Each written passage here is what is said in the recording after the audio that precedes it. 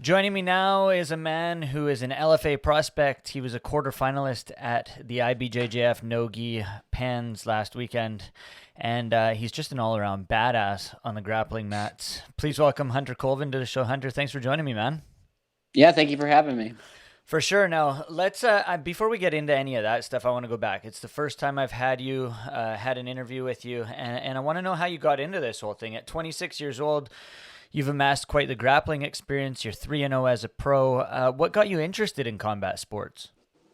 Just growing up, watching it, like seeing Chuck Liddell fight back in the day, and watching fights with my dad. I just was like, this is what I want to do. And then I got into jiu-jitsu, fell in love with it, and just kind of been sidetracked since then. And now I'm ready to fight. How old were you when you started jiu-jitsu? I started on the side of I did karate first when I was Okay. like 13, and we did jiu-jitsu on the side of that, but full-time jiu-jitsu about 18, and I'm 26 now. In the gi? Yeah, about half and half, honestly. I would say about 70% of the time no gi, 30% gi. And is that because you prefer no-gi or because it translates to MMA a little better or what? Yeah, I think there's pros and cons to both.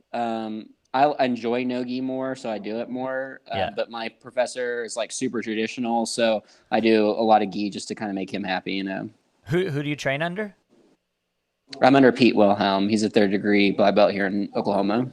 Nice. I'm a brown belt up here in Vancouver, and traditionally I like to train in the gi. Obviously, I dabble in no-gi, but I like to wrap that collar and lapels around people's necks. I'm a big Keenan Cornelius fan, man.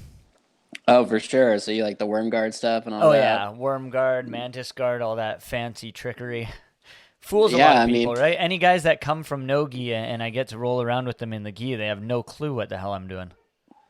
Yeah, I like them both. They each have their, each own challenge. For sure. Do you compete in the gi at all? Rarely. Only for like really big matches will I compete in the gi. I don't really enjoy it as much as no gi. For sure. Now, how long did you know coming up that you wanted to do the no-gi worlds? Quick. Like I just would compete because like the local tournaments here, you do both. You'll do gi and no gi. Yeah, of course. And like I just found out that like I really like no gi more. Yeah, and then so this past weekend you competed, made the quarterfinals. How happy were you with your performance? A little, so-so. Like I was happy that I made it that far. It was my first time at black belt at a major IBJJF. But of course, I was one away from the podium, so that kind of stung a little bit. But not bad for a first showing. I'm kind of torn between it. How many guys were in your division? Oh, it was a full division. I think it was like a 16-man bracket. Oh, nice. And it had some like killers in there. Like it had Lucas Barbosa from Atos and Giancarlo Bodini. So some heavy hitters in there for sure. Did you have to qualify for the absolutes, or you just chose not to? I just at black belt you can go ahead and do the absolute if you want. You don't have to podium, but I was done competing at 2, and the absolute didn't start till like 6 or 7 p.m. And I was just like, okay, I'm out of here. Like it's too long-winded for me. For sure. Now, looking through your rap sheet here on Tapology, I mean, you've competed for a ton of the major grappling organizations. Obviously, Submission Underground, that's the first place that I saw you compete at, and then you've competed for Who's Number One and a whole bunch of different organizations. This past weekend was IBJJF. Do you like that rule set? No, not really. They just are like one of the most professionally run tournaments, and like it's good. It's easy for me to get high-level matches there, but I don't like the rule set too much. It's gotten better since they allow heel hooks now. For sure. But like I don't know, like there's a lot of like I don't like advantages and stuff like that. There's like clear bias on the referee's part sometimes, and we could do without all that. Did any of your matches go to a referee decision? No, but just like kind of how like the refs would treat me like during some of the matches when I would go against like a Gracie Barra guy or something. I just like you can see the bias. It didn't come down to where it was like a win or lose situation because of the bias, but like there was definitely some points that like should have been scored that weren't, and advantages that should have been scored that weren't, and just like it's kind of annoying at the end of the day. Yeah, that's like one of the matches that I watched that I thought was complete BS was Oliver Tazza's disqualification. I don't know if you saw that. He no warning at all, no nothing. He put his hand over the guy's mouth and disqualified right away. What do you think of something like that? Yeah, I mean, they're weird, like on certain things like that. Like you can't muffler choke and you can't twister, like weird rules like that. But I mean, somebody who's like, Taz is really well known. They should at least given him a warning and been like, "Hey, you can't do that," instead of immediate DQ. For sure. Now, and grappling obviously is sort of on the back burner right now. Your focus is MMA, correct? Yeah, I'm only doing major jiu-jitsu tournaments, your no-gi worlds, ADCC trials, but other than that, it's just 100% MMA now. I can do jiu-jitsu later on in life, not so much MMA. For sure. So even if like submission underground or combat jiu-jitsu comes up, you're focused on MMA? Yeah, the only people for submission underground I would grapple is Mason Fowler and Craig Jones. Anyone else I'm not interested in. Makes complete sense. Do you think Mason will keep that belt around his waist for the foreseeable future? I mean, the guy is a beast. He's still a brown belt and just keeps beating all these killers. Yeah, I mean, I don't see anybody beating him, like maybe Gordon if he came in there, but I don't think they have enough money to get Gordon in there. So, And the rule set sort of plays into his favor, right? Like he is hunting for the submission during regulation, but overtime is definitely his bread and butter. yeah, I mean, if Craig Jones couldn't beat him in that rule set, it's going to be really hard for anybody. I mean, he's a stud when it comes to being an OT on the back and all that. 100%. Now let's talk MMA. Talk about the transition that you made from jiu-jitsu and stuff into MMA. How old were you when you made the transition? Oh, I would say about, 21. I grew up striking, as long with jiu-jitsu, so it wasn't too difficult, but I just decided, I'm not getting any younger. I need to go ahead and go for this if I'm going to. And I just took one AMI fight. I didn't want to hang out in amateur very long, and been a pro ever since. Been a pro for like 2 years now.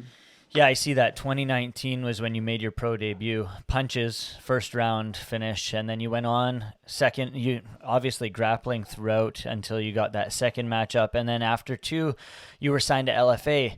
That's a pretty big jump from the scene that you were on to an organization that airs on UFC Fight Pass. Tell me about that, about the progression between fighting on the regional scene to fighting for LFA.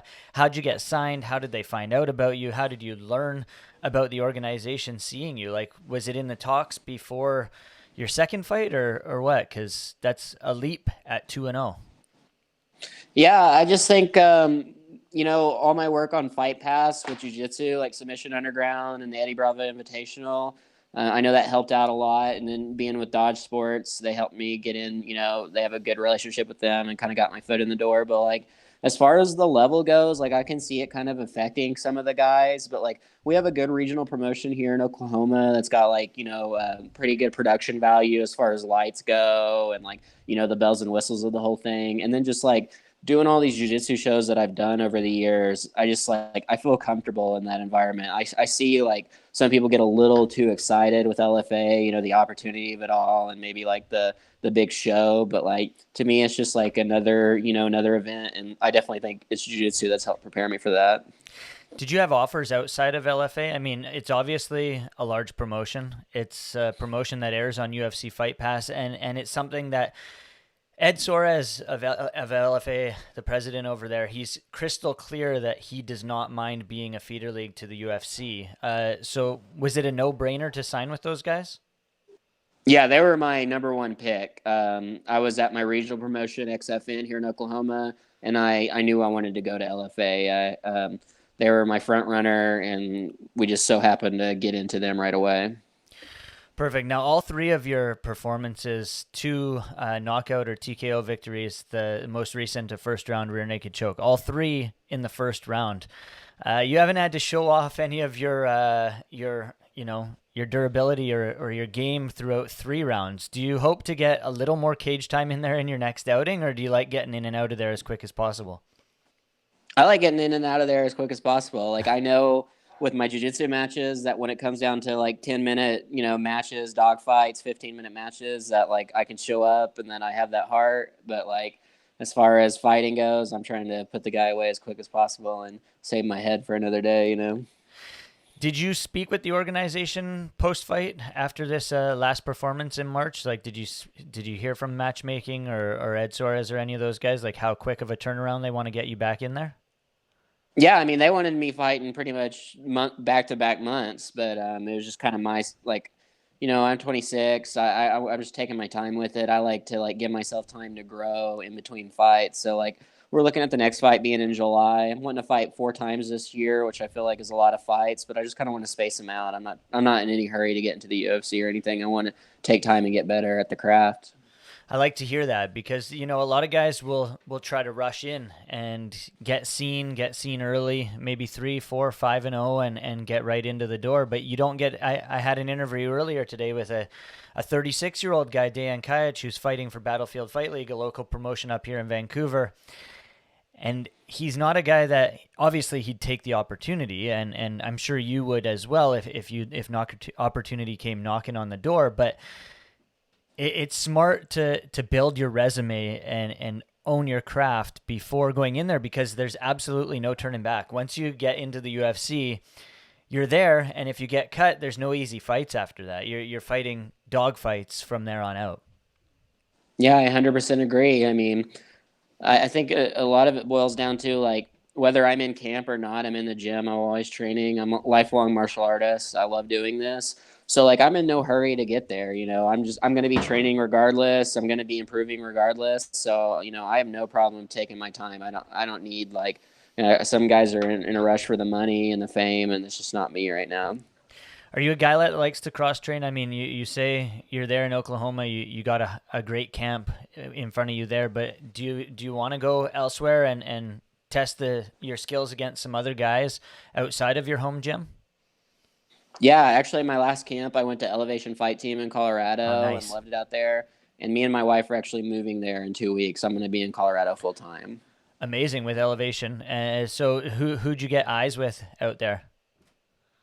I just got to, some of the UFC guys like Neil Magny and stuff. I got some rounds with them and just like, saw how they handle themselves and like the experience that they can offer like somebody that's new in the game like me. And like, I was just like, I got to get out here and get around these guys. And I think it's what's going to help me get to that next level, especially the striking. The jiu-jitsu here in Oklahoma is really good, but the striking there is just on another level. Were your coaches like, okay, get over there? Yeah, that's one good thing I've had. Like, most of my coaches here are jujitsu coaches and not so much MMA coaches. So like, they want me to go do my MMA thing, and they support me. And they're still going to be my jujitsu coach in my corner and stuff. They just know I need like a really good striking coach, and like, there's not that good of striking here in Oklahoma. Makes sense. Now, you say you're in the gym all the time. You're a lifelong martial artist. What do you like to do outside of the cage? Because you said, obviously, your last fight was in March. You'd like to get back in there in July. What do you do in your spare time? I'm just like real simple to be honest with you. Like I hang out with my wife, I go hiking, like outdoorsy stuff, like play video games and stuff. Nothing crazy. I just pretty much train all the time and in the meantime do the regular husband stuff. Makes sense. And it's tough with COVID as well, I guess. Yeah, yeah. I mean, I'm kind of a homebody anyways, and I besides the fighting, my life's not that exciting, and I kind of like it that way. You said video games. What's your go-to console and go-to video game at the moment? Xbox. Been playing Warzone. Like that's what all my teammates play. So that's kind of what I've been forced to play. I'm kind of getting tired of it though, to be honest with you. Fair enough. It seems like everyone and their dogs is playing that game. I mean, it's out there. I saw that they've launched Rambo is going to be in the game. I don't know if you saw Yeah, that. yeah. My friends were just talking about that today. It's funny. It's hilarious. Anyways, he's Hunter Colvin. He hopes to get back inside the cage in July-ish. 4 times this year is pretty crazy if you're not fighting again until July, but hopefully we see you in there sooner rather than later. And great job at the No-Gis, man. It was great chatting with you. Let people know where they can find you in social media. Any shout outs? The floor is yours. Yeah, just shout out my team at Brothers Jiu Jitsu. If you want to follow me at Colvin335 on Instagram. I'm competing at the PGF finale, Pro Grappling Federation finale tomorrow in Alabama. You can see it on Brandon McCatherine's YouTube. Give it a follow. Check me out. Can't wait to see you in there, man. Good luck tomorrow. Thank you. I appreciate it. Thanks for having me. Yeah, have a good one. You too.